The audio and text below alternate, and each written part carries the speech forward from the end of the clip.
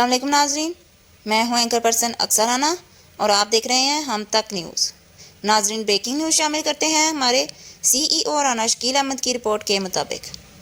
فیصل آباد جھنگ بازار کے علاقہ میں چوری کی وارداتیں کرنے والا 4 رکنی گینگ قانون کے شکنجے میں۔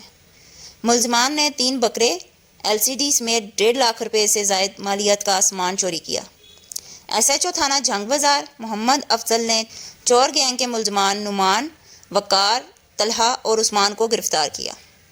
گرفتار ملزمان سے مزید وارداتوں اور مال مسروقہ کی برآمدگی کے لیے تفتیش جاری۔ شہریوں کی محنت کی کمائی اور قیمتی اثاثوں پر ڈاکہ ڈالنے والوں کے خلاف سخت ترین قانونی کارروائی ہوگی۔ سی پی او فیصل آباد۔